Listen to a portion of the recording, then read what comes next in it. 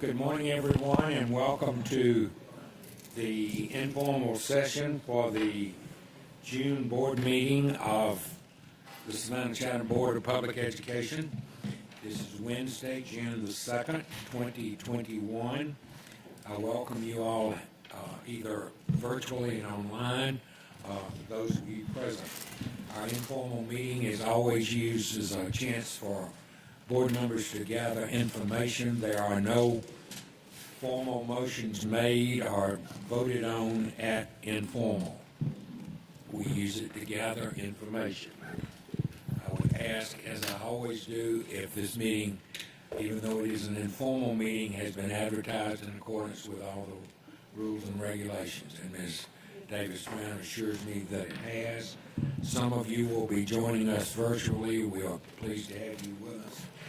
This morning we have really a shorter agenda than we do many times for informal, and we will be focusing the entire meeting really on financials today. And first thing up is the budget process update, and I'll ask our budget director to come forward. And Ms. Page, we welcome you. Thank you.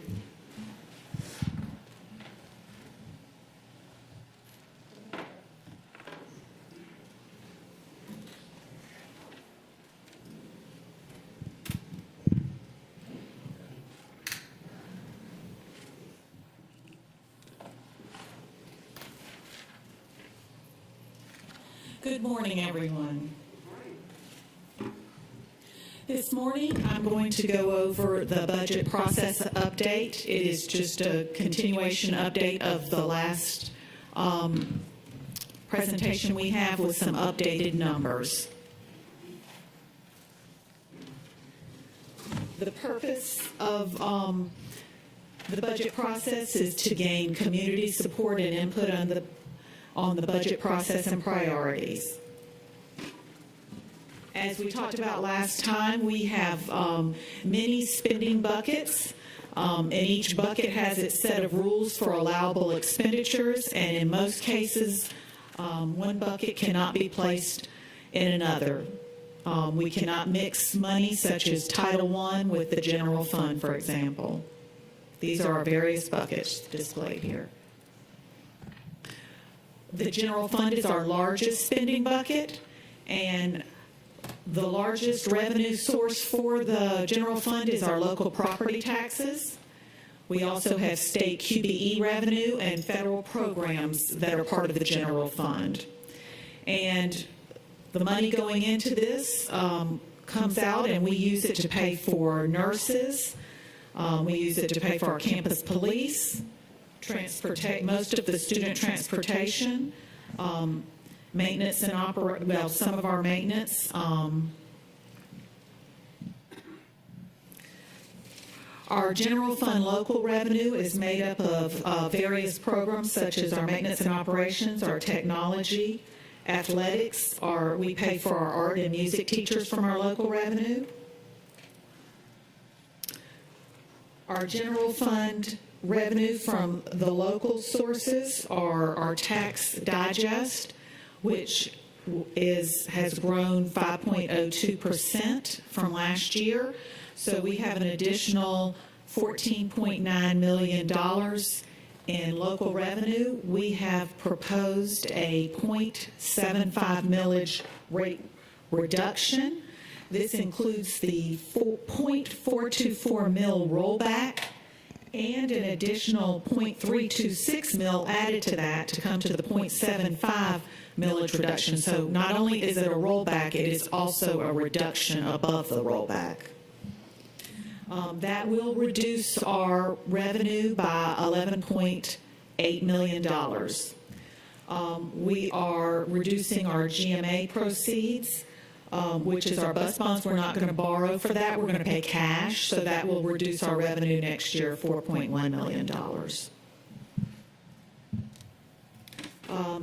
On this slide, we show the various things. The CARES Act indirect costs will add to our revenue, $1.3 million from the CARES Act 2, and then the American Recovery Act is going to contribute $2.3 million to our general fund. We have added this from last time, athletic stadium sponsorship and ticket sales of we project $167,000. So our total local revenue is $3.4 million. This slide is to show you that Chatham County has some of the lowest millage rates of any of the other school districts that are comparable to our size. These are the top 10 largest school districts in Georgia, and as you can see, we are the next to the lowest millage rate. And right down there, I have the proposed millage rate that we're asking for with the rollback of 0.75, which is the 18.131. But even without the rollback, our current millage rate of 18.881 is also still the next to the lowest out of the top 10 districts. And I did want to point out that on the prior one received that I updated the Cherokee and Cobb millage rate from what you prior received last week, and I just wanted to kind of point that out. That is the fiscal year 20, which is the latest rates, because no one has adopted their 21s yet, where everybody's in the process of that. So, for our general fund state revenues, the state revenues make up about 31% of our general fund, and it covers things such as teacher salaries, our media centers, and our CTAE programs. On here, I have just listed what our QBE funded estimate is, $145.2 million. We did get the exact amount. Remember, I told you before that it's usually within $10 of the amount. They were actually off $141, but we're pretty close when you're talking about those numbers. It was actually $141 less than that since this has been completed. This is the money that's earned by the number of students in our school last year. And as we talked about before, our austerity reduction for next year is the $6.2 million that the state will reduce as money that we've technically earned, but that they don't have to give to us, so they reduce the austerity. We have an estimated state grants in the general fund of $3.9 million, almost $4 million in state grants are in our general fund. Our general fund revenue from the state, it's, as you can see, our QBE, this is the changes from this year to next year.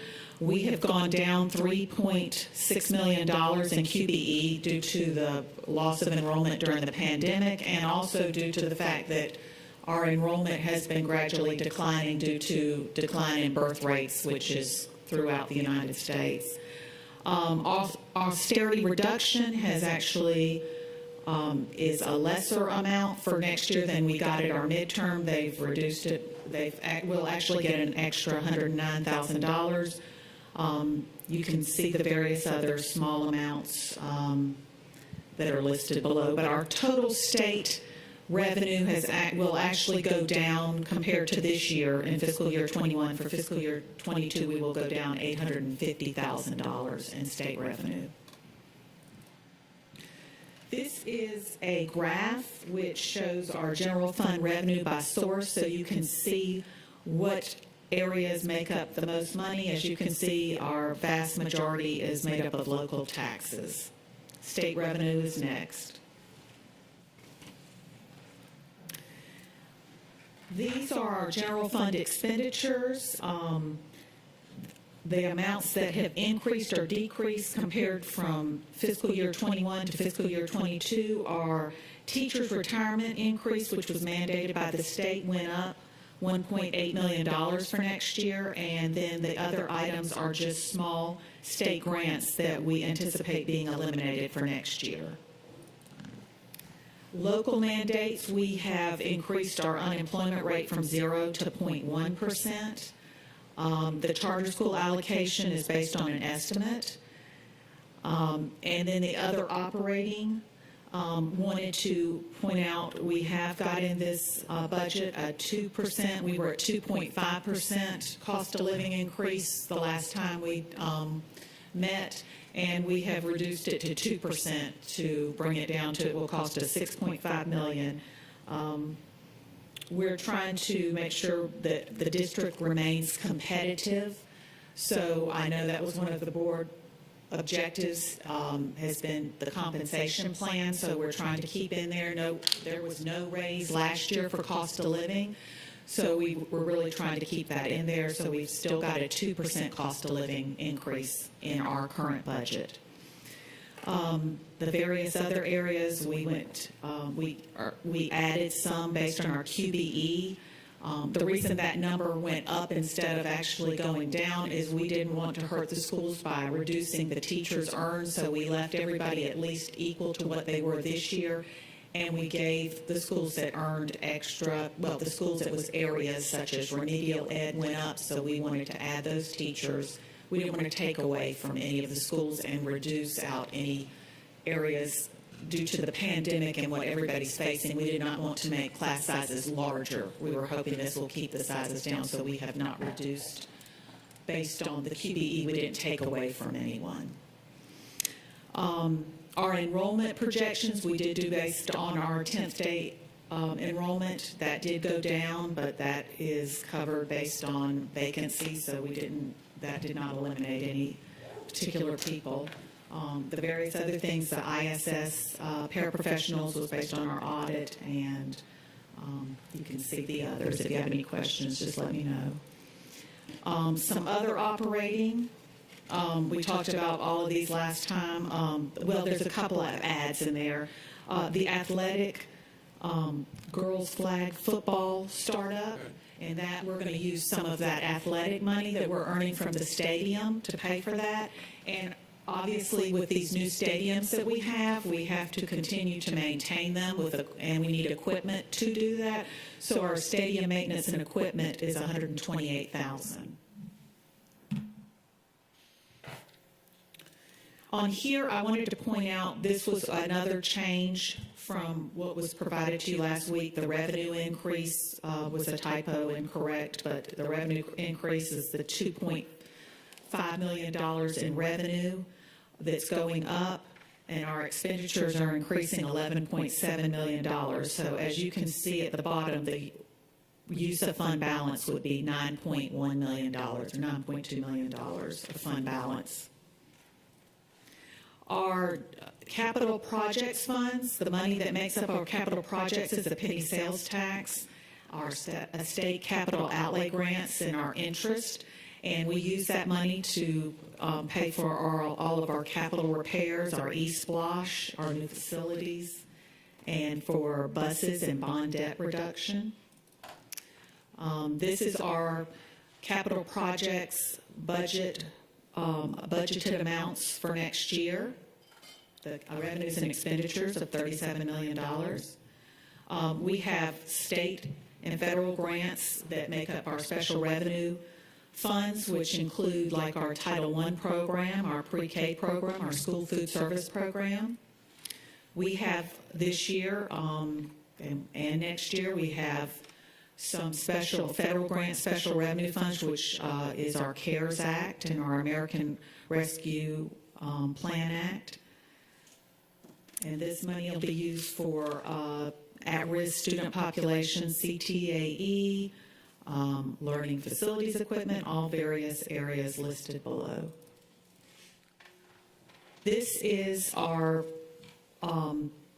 budgeted amounts for all of our special revenue funds, which include like Title I, pre-K, JROTC, CARES Act, food service, and this revenue and expenditures are, the revenues are $131.7 million and expenditures are $131.2 million. Our internal service funds include things such as our unemployment compensation, our workers' comp, our employee dental plan. And these are our budgets listed. The revenues and expenditures equal $3.9 million in our internal service funds for fiscal year '22. This is a graph of all funds on our recommended expenditure budget. As you can see, the total budget for all funds next year is $652.7 million. And this is the areas that make up the total funds. Our budget priorities, we must match our strategic goals. We have to fit within the budget constraints, and everything must be reviewed and approved by the superintendent and her cabinet. We are looking towards student achievement. We want to have a safe, healthy, and clean environment for our students. We want to develop strong relationships with parents and business partners. We want a premier workforce, and we want resource stewardship and fiscal responsibility. And I did want to announce that we are, just for the public to know, and this will be advertised this week, is that we will be having a public hearing on the budget on Wednesday, June 16th at 6 p.m. If there's any questions, I'll be happy to answer them. Questions from board members? Ms. Hall, Ms. Grabowski. Ms. Cooley, good morning. Good I'd like morning. you to please go back to the compare and contrast millage rates. And I just want to say on this bright, beautiful Wednesday morning, I'm not asking this to create any controversy because I think our many meetings help very much in us coming to our conclusions. But I have to wonder, and I didn't grow up in the South. I have to say that. I grew up in a really wealthy district of New York, Westchester County. But I just wonder what our history is that we would come up next to last in terms of the amount of our millage rate. Because it seems to me if we weren't blessed with the East Blast program, that we would be in dire straits in terms of addressing the needs that we have here in Chatham County. So this is just an intellectual question. How did it come that we end up in Chatham County being next to the lowest of these counties? Does anybody, and that's not just for you, Ms. Cooley, but anybody who just wants to respond. Anybody want to answer? Ms. Hall? I yield. Historically, unlike some counties, especially the counties around Metro Atlanta, we have been, I would say, very kind of blessed with property values in the county. All of the counties, honestly, all of the counties along coastal Georgia, the property values are a lot higher than other districts that are in the state. So there was even a time, late 90s and early 2000s, during the housing boom where we were able to benefit from the housing boom, and it created an opportunity for the district to lower their millage rate to meet the needs of the district. But since that time, there have been some ups and downs, but we've always been in a county where we've had a favorable tax status to have local revenues to support the operations of the district. We also try not to go overboard with additional programs and services that some of the other counties may offer. We've been kind of very conservative in nature with the programs and expenditures that we've added to the budget.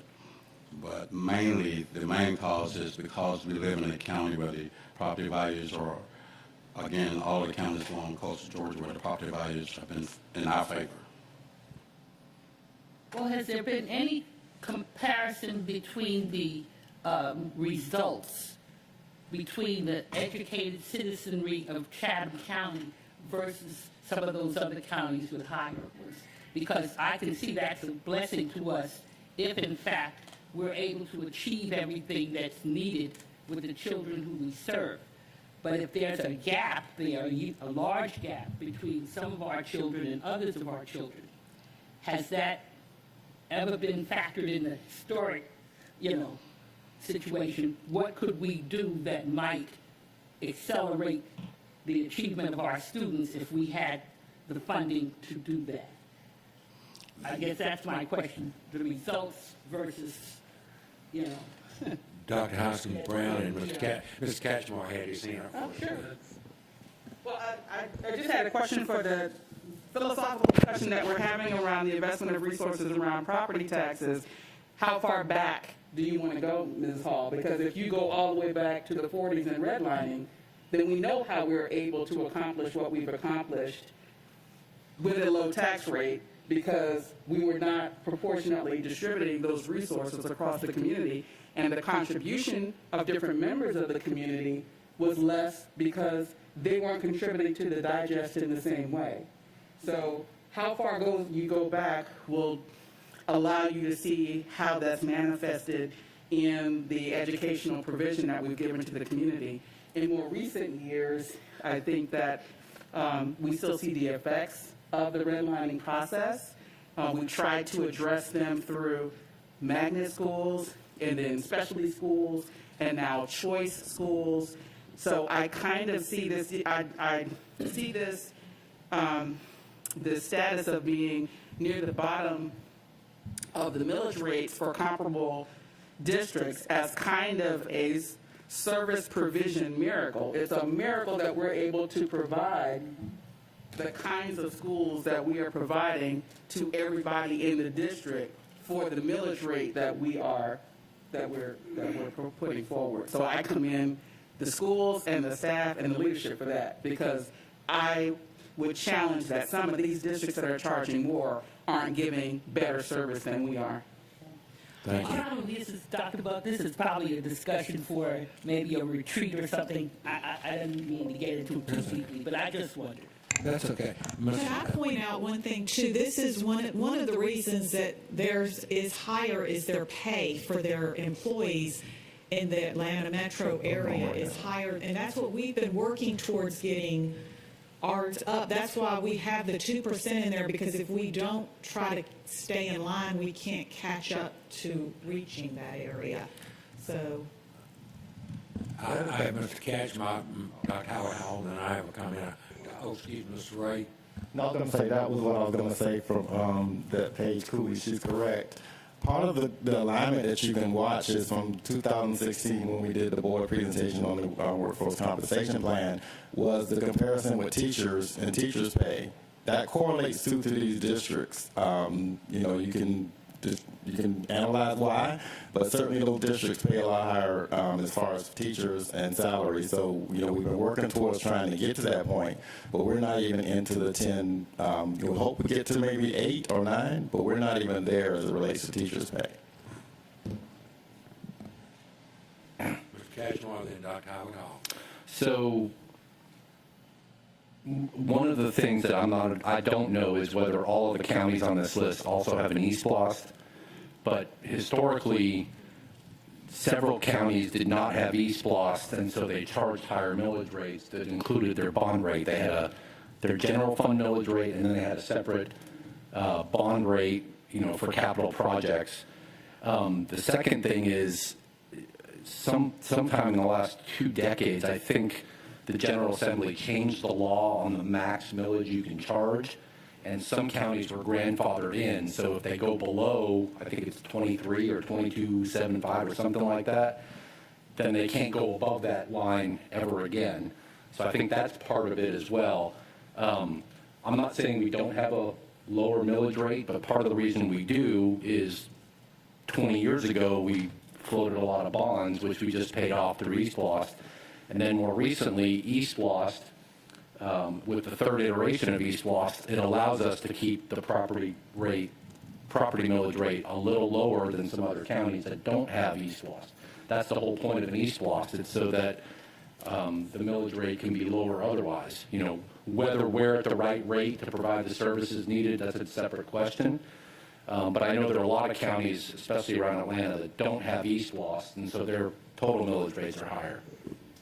Ms. Grubowski, Dr. Howard Hall. My questions are a little more pragmatic and not as philosophical. For the general fund revenue that you mentioned on slide 7 about the CARES Act funding and ARP Act funding that would be in the general fund, is in the budget, is that shown in the Fund 420, or is that shown in the general fund, those figures that you cited? The indirect cost is actually shown in the general fund, but all of the, other than that, that is what we use to pay for to kind of run the fund. The indirect is an amount they tell us, they give us a percentage of what of the total grant we can use to administer the grant. And that money is actually in the general fund. These two amounts, the 1.2 million and the CARES Act 2 will be in there. And then if we get the amount, this is a projected budgeted amount, because we have not gotten an official American Recovery Act. They have given us the 99 million, and I use that times next year's indirect cost to figure the 2.3 million. And so that is actually in the general fund. Now, all of the things that are spent on the CARES Act are in the CARES Act fund numbers, and the CARES Act 2 is in Fund 420, and the American Recovery Act has its own fund. I can't remember it off the top of my head, but it's... Well, that was going to be my next question. I didn't see the ARP fund in. Is it not in there yet because we haven't received those funds, so it will be added at that time? Is that correct? Okay. And CARES 2 is included in the 420, or is that also to be added? CARES Act is in the 420, as well as the CARES Act 1 that was put in there. So 1 and 2 are both in 420? Yes, but they gave us a different number for the third one, which is like 454. I can't... Okay, I just wanted to understand when I'm looking at the details of the budget, where those dollars are allocated and what we currently have shown, what we don't, but are anticipating. That's why, we put that as a budgeted projection for what we anticipate. And I did, like, we had the indirect cost has gone down a lot this year and next year, I guess, because of these. So it was much higher 2 years ago. It was more than double the indirect cost. Like if you looked at 2020's indirect cost as compared to fiscal year 21 and fiscal year 22. And I don't know if the state, they determined the indirect cost. I don't know if they did that because of all these large sums coming in, so you wouldn't move too much. But that is a projected number. Okay. Okay. And then one of the... For a little clarification, I'm Yes. sorry. The indirect costs for CARES Act and the title programs, all of the federal grants, it shows up as an expenditure in that grant, in that particular grant. However, once we apply for reimbursement for the indirect costs, we're allowed to put it in the general fund as revenue. Okay. So that's why the money ends up in the general fund. It doesn't show up as revenue in that particular grant per se. It goes to the general fund as revenue. Okay, great, thank you. And then one other more detailed question in regards to the budget, and this may be a question for Mr. Jackson, in regards to Fund 432, just the history of the revenue versus the expenses. This is the education of homeless. It wasn't in the presentation, it was just a detail, and if we need to follow up later, I'm happy to do that too. I actually replied to your email. Initially, that expenditure used to be in Fund 440, which was kind of a catch-all for all small grants and donations. And once we converted to the new financial system, and for this budget process, we separated those small grants out into their own funds. So you're going to see 432 basically shows up as a new fund, and about 3 or 4 others that are new funds, and they did not have a prior year budget. So basically all we did was kind of separate them because they all had their own kind of state accounts, state charter accounts, and we separated those grants out. Okay. But they all used to be, if you look at one of our older documents, they all used to be in Fund 440, which is our catch-all for special revenue. Yeah, I figured it had something to do with the transition we've been going through, but I appreciate the explanation. Thank you. Thank you. Dr. Howard Hall? Good morning. I don't have a question. I just like to commend and applaud Mr. Jackson, Ms. Cooley, and everyone in the budgeting department for managing this budget. I'd like to applaud you for the results we got back from our audit, and also applaud you for planning for the best use of our resources for our proposed budget to include the rollback, our employees receiving their STEP, and also their COLA. That's awesome, and I just want to commend you for how you managed this budget. Thank you. Thank you. Any other comments or questions? I just wanted to make one quick response to Ms. Hall that has to do with, I know the ratings, the number with bottom, next to the bottom and all that. But I think we need to always be very careful about making too much comparison. The demographics of each of those counties is different. The demographics of the industry in the community is very different. We get a lot of play in this community about being so committed to the hospitality industry. But on the hospitality industry on one end, the port on the other, where we are able to reap benefits from property taxes and things of people that work at the port, help to keep us balanced, I believe, better than many of the metro Atlanta. We're not nearly as quick to feel cut back in income and cut back in jobs as a lot of the Atlanta area. And so I'm always looking at it, and my neighbors keep me very informed about where we are compared to others.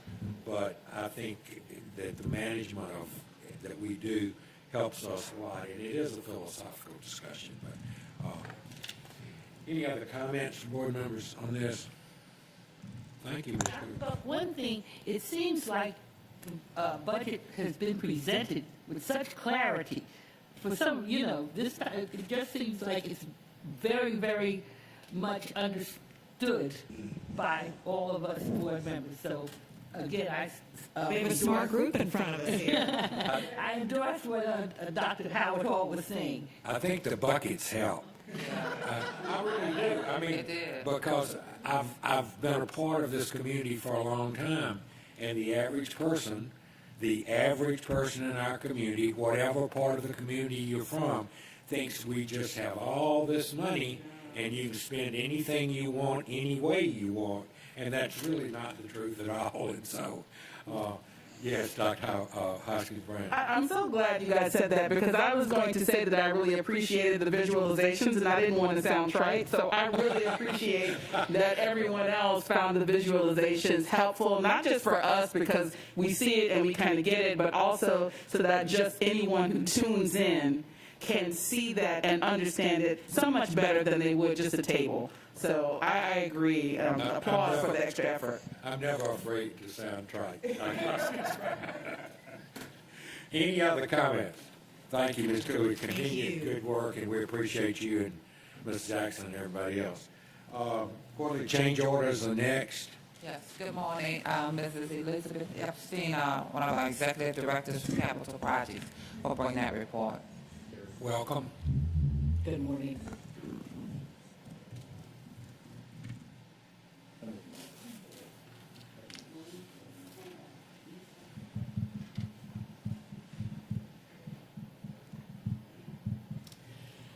Good morning. I'm reporting on the changes for the first quarter of this year, which ended in March 31st of 2021.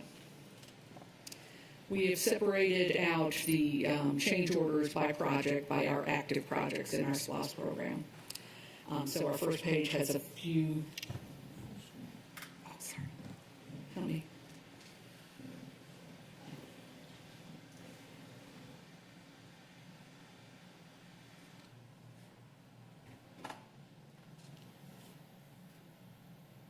Thanks so much. And that this is our New Hampstead project, has some smaller change orders. Did I flipping through here? Let me just double check. Some various issues that had come up during the course of construction that we were able to handle in the field and with relatively small expenditures. But again, New Hampstead has a few more here. If anybody wants an explanation of a particular change order, we'll be happy to provide that. I would just, you know, we started the change order report back when I was in office last time because we were having exorbitant amounts of change order money because of construction. And I'm very aware that what we are publishing in here is very minor Yes, sir. in compared to the total cost of the project. But it seems to me this report has more errors and omissions than I've ever seen in a change order report, both for New Hampstead and the Beach Auditorium. And so I just would hope that that's, it's only 4,000 here and 3,000 there, but when I look at it, it's a water line in a science room. I don't know what that means exactly, but I can't imagine doing a science room without water, so. Dr. Buck, if you don't mind, and I think we had some discussion at one of the last change order update reports specifically related to the beach auditorium, and the principal architect on that project, on that company, for that company passed. He was not only the owner, but he was the principal architect, and as a result of his passing, we did have quite a few errors and omissions. There was a lot of downtime and lost time, so I wanted to bring that back forward. But we did have that discussion during the last one. They've kind of gotten back on that footing. We wanted to continue to have them versus removing them from the project. So we did experience quite a few errors and omissions and some issues with the overall design on that project. Thank you, ma'am. Any other, Dr. Mr. Bass? I did have one question on the first page about the New Hampstead K-8 increase for the NPDES permit. I'm very familiar with what that permit is, but I'm curious why, was there a violation that resulted in an increased need for monitoring and testing? Not so much a violation as a slight change in the regulation from the time we started and gave the Terracon consultants purchase order to get started. There was some additional service that we discovered needed to take place, so we gave them some additional funds for that. Thank you. Any other comments? Mr. Dr. Clinton, I'm sorry. And this maybe just moving forward, I can never make sense of the value of change order and then the adjusted contract amount. Because they don't meet up when you look at all of the change orders. They jump back and forth on the beach island all over the place, so it would be nice if they were like stair stacked. But also like the first two on the New Hampstead K-8 project, they're both for a little over $4,000, but then the adjusted contract amount doesn't vary but $500. So I don't understand the adjusted, did we not have to, is it an adjusted contract price, and because it's an error emissions, we're not having to pay all of it or not? It just doesn't, the numbers don't add up to me. And maybe if there were multiple, we start at this contract price and then there's this error emission and then it's this price. Do you see how those numbers don't make sense? And you might want to explain where it comes from. Certainly, and part of it, you'll notice that our change order numbers, if you look under description of change orders, you'll see a change order 24 followed by a change order 27. So that kind of affects the way we're able to report the contract amount. So it's a question of when it's started, change order 24 was filed, or the request for it was filed prior to change order 27, but the order in which they were accepted or approved might change. And so that our adjusted contract amount is a historical recreation of what was going on right at that time. And because it's been, things have happened to the contract since then, that's why it's reporting in that way. I agree, we could change that up for the next meeting to make that more clear. So it can go down some as well, like, I guess the contract amount could go down some, because on the second page, yeah, there's two right there, add up to $80,000, but then the adjusted contract amount is only like a $4,000 variance on the New Hampstead K. So I'm not really and I don't want you to try to dig me out of the weeds right now. It's just, it doesn't add up to me. I'm sure there's waxing and waning of the contract amount, and it doesn't always maybe mean the whole entire value of the change order? And it also reflects the individual vendors as well. Unlike you'll see on a Jenkins project where you have a CMR, but when you see a New Hampshire where it's a hard bid, and then you have additional vendors that's providing services, could have an impact on that particular contract amount. So what you're looking for is the contract amount as a whole with CPPI, but then you'll see a Pat Masters that has an individual contract with us, but it's on that project, as well as a Terracon Consulting. So what you're doing is looking over in the right-hand column where it said adjusted contract amount, but it's that individual contractor.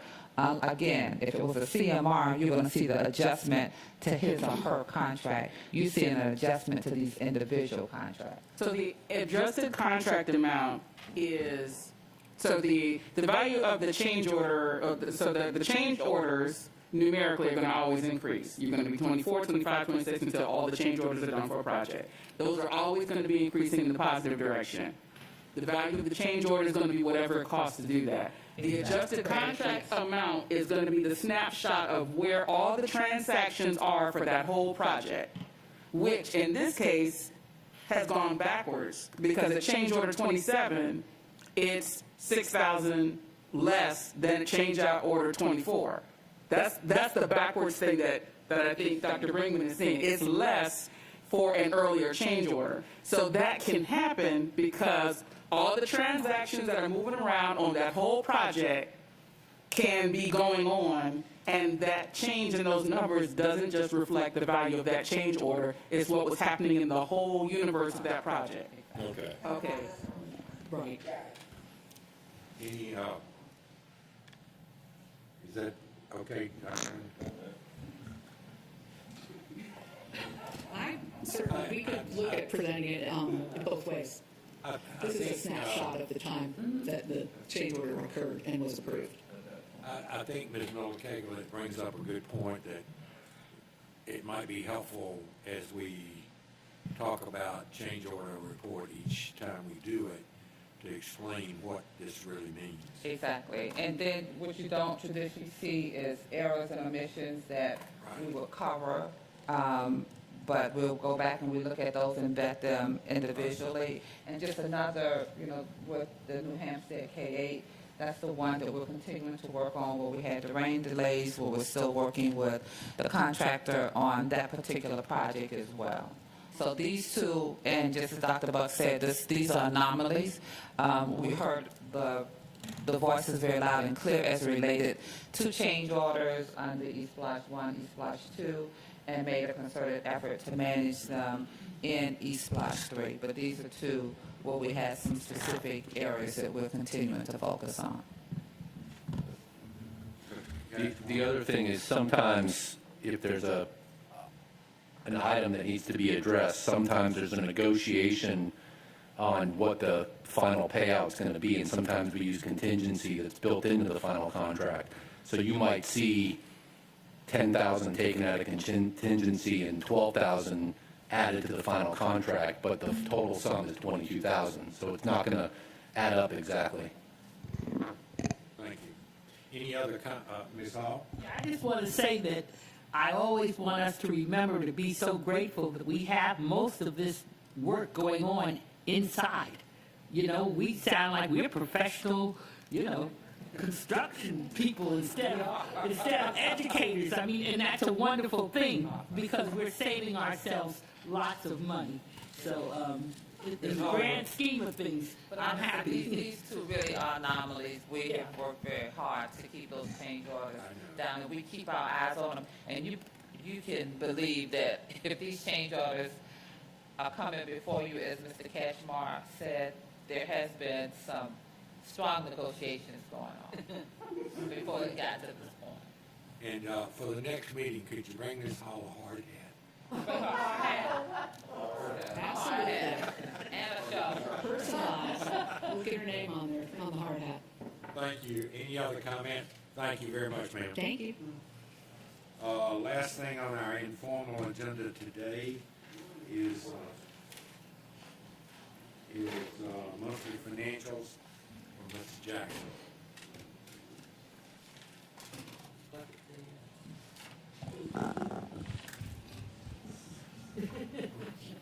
Good morning, everyone. Good morning, sir. You don't speak.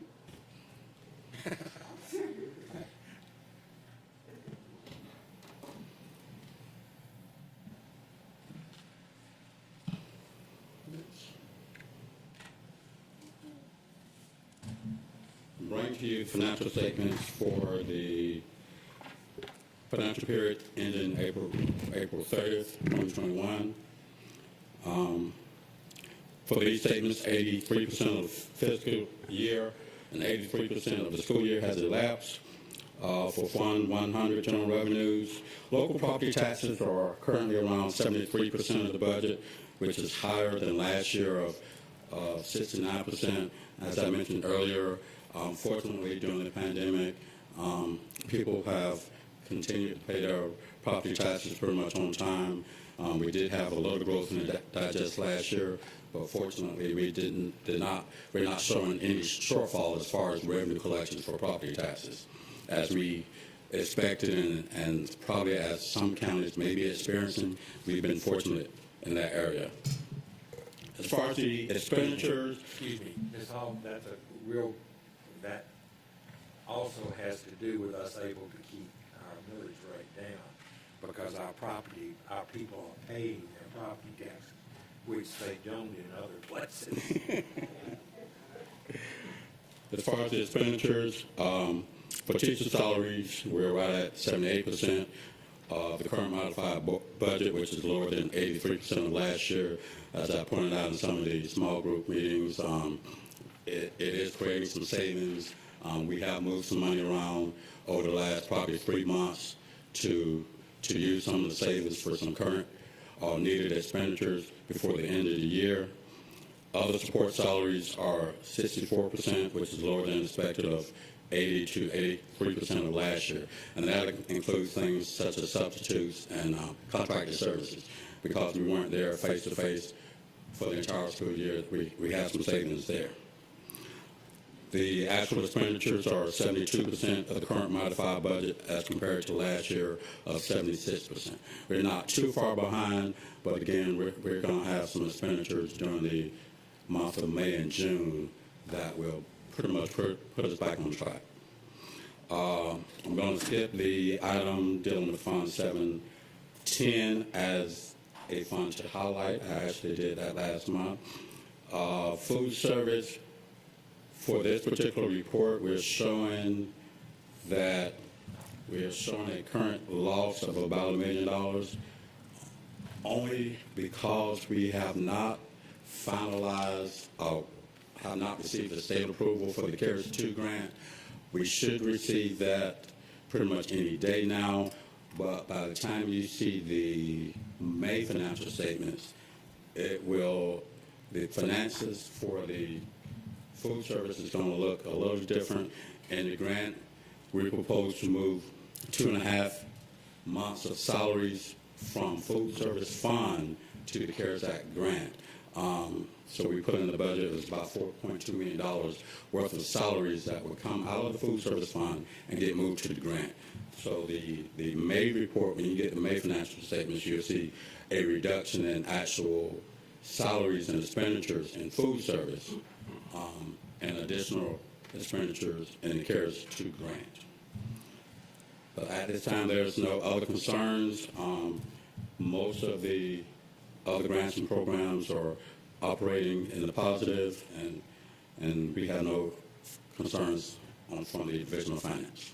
Any questions? Before I open for questions, could you just take a minute or two and give us your impression of the Munis system and the transfer over to it, and are you pleased? We are very, very pleased. Coming from a system that was probably older than I was, I am. We're very pleased. Literally, I think we had that financial system 30, 31, 32 years.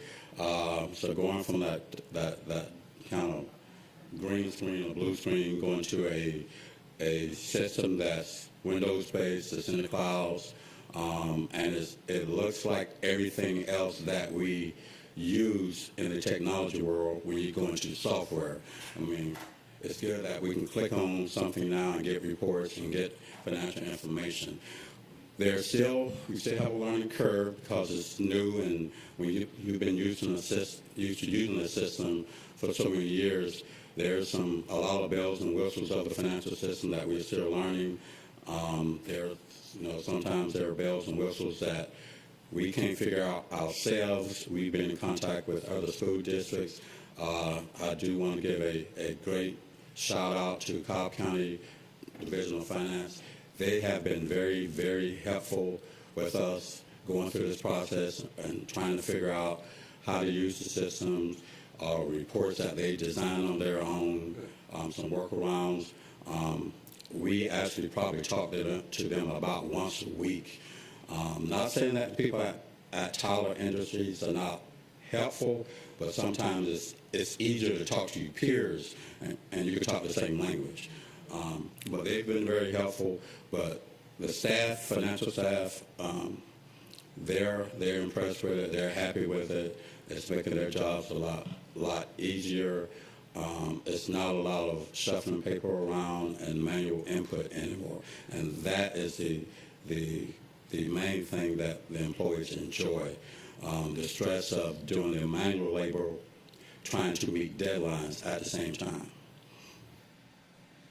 Any other comment, Ms. Grabowski?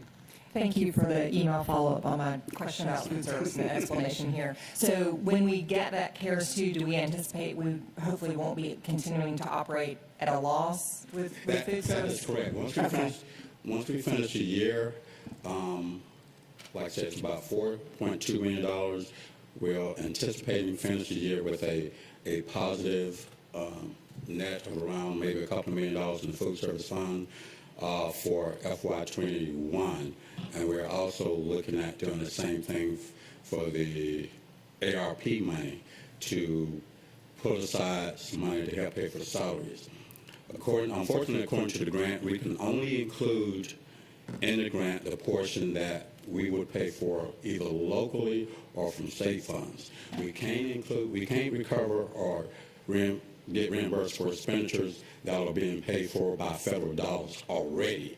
But the money that we're losing from paid and reduced meals, we can use that to put in the grant. We can put in funds that we would normally transfer from the general fund to cover expenses. We can include that. So hopefully we can include about another $7 to $10 million in the ARP application to also help us with food service.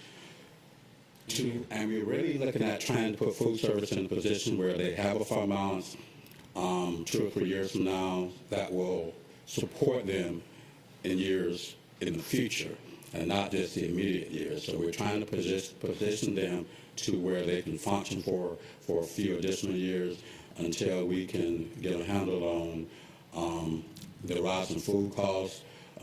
Food costs are going up now. Hopefully in a year or two it'll start going back down. And food service is kind of in a position where they're not able to freely increase meal prices like fast food restaurants and other organizations can. We pretty much have to stay conservative and think about our parents and what they can afford. So we may be in a position down the road, hopefully 5 to 10 years from now, where we may have to come back and supplement food service because we don't have that gap that we're filling now. Any other final comment? Dr. Howard Hall. Yes, I know it's the end of the year, and this is the time we receive a lot of budget transfers. Looking at the budget, I noticed that the travel expenditures are quite robust.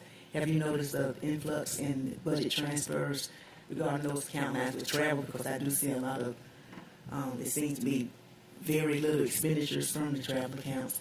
And I know we have summer school coming up, and I do understand, not summer school, but our summer learning program, and also with the federal, the Title I, of course, that fiscal year ends the end of the 30th of September. Correct. So yes, maybe that's- and for the majority of the school year, like you mentioned, we pretty much limited travel. We really didn't do any out-of-state travel. Most of the travel you see is probably pretty much the local mileage that we reimburse employees for using their cars and going back and forth all over the district. There have been a few conferences that are taking place in July and August and September, national conferences that people are now able to go to. So as far as the title programs, for most of their travel, you really won't see any expenditures until we get into the first two or 3 months of FY22. As far as the general fund, you really probably won't see any travel there.